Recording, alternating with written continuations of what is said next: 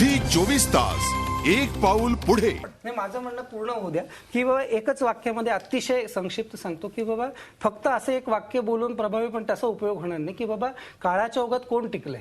आज अमेरिकेची स्थिती अशी आहे की विज्ञानात खूप प्रगती केली आहे। लंडन मधली 50% मुलं बेवारस आहेत, आई पण नाही आणि वडील पण नाही, कारण कुटुंब व्यवस्था उद्ध्वस्त झाली, कारण धर्म नाही आहे। आज भारतामधले विचार करा की ज्या ठिकाणी कुंभमेळ्यामध्ये जातात कुठल्याही महिलेवरती बलात्कार होत नाही।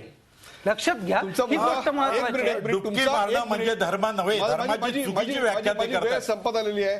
बरोबर आहे तुमचं, 50% मुलांना आई वडील नाहीत अशा प्रकारची परिस्थिती निश्चित आहे, परंतु आपल्याकडे आई वडील असूनही 50% मुलं कुपोषित आहेत, त्याचाही आपण कधीतरी विचार करूया। या कार्यक्रमाचा शेवट करताना मला याचे डॉक्टर नरेंद्र दाभोळकर यांच्याकडे, ज्यांनी व्यवस्थेविरुद्ध लढा उभारला आणि त्याहीपेक्षा अत्यंत महत्त्वाचं मौलिक पटो अगर न पटो अंतर्मुख करायला लावणारे विचार आज मांडलेले आहेत, त्यांना शेवटचा प्रश्न मला विचारायचा आहे। पाप हे जर वॉशेबल नसेल तर पुण्य हे ॲक्वायरेबल म्हणजे सहज घेता येण्याजोगं आहे का? पाप पुण्याच्या व्याख्या काळाच्या ओघात आपण बदलल्या पाहिजेत का? सर, माझ्याकडे वेळ फार थोडा आहे, लवकर। नाही, माझं अगदी स्पष्ट मत आहे की याचं उत्तर मी व्यापक संविधानाच्या आधारे देऊ इच्छितो आणि याचं उत्तर वर्तक हे उघडपणे हिंदू राष्ट्रवादाच्या आधारे देऊ इच्छित आहेत।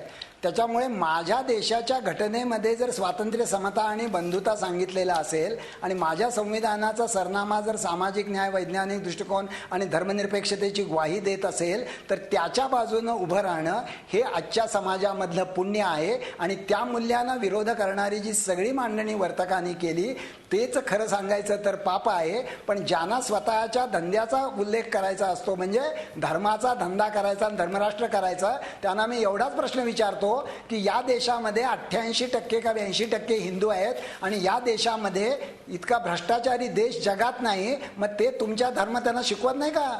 आणि ते कसं काय चालत नाही इतर देशामध्ये? त्यामुळे धर्माचा आधार घेऊ नका, संविधानाचा आधार घ्या, नव्या नैतिक तत्वाचा आधार घ्या आणि चुकीच्या गोष्टीवैजी योग्य घोषणा कवटाळा, कारण शेवटी उद्याच विजय कशाचा होणार आहे हे अगदी स्पष्ट आहे।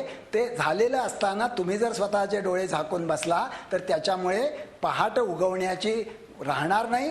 जी पहाट सत्याची असेल आणि या अर्थाने पुण्याची असेल आणि असत्याची नसेल, म्हणून त्या अर्थाने पापाची नसेल अशी आशा करूया। हा कार्यक्रमाचा शेवट करताना ज्या प्रश्नाने आपण सुरुवात केली तो प्रश्न आपण घेऊया, बघूया जनतेचा कौल, रोखठोक प्रश्न काय होता आणि जनतेचा कौल काय आहे। प्रश्न होता, पाप ही संकल्पना वॉशेबल आहे का? 23% लोक म्हणताय होय वॉशेबल आहे, तर जवळपास 77% लोक असं म्हणतात वॉशेबल नाही। या कार्यक्रमाचा शेवट करताना मला पु ल देशपांड्यांचं एक वाक्य आठवतंय, ते म्हणजे जे शरीराला स्नान घालतं ते पाणी आणि जे मनाला स्नान घालतं ते तीर्थ। या चर्चेनं तुमच्या मनाला स्नान घातलं का शरीराला, हा विचार तुम्हीच करा।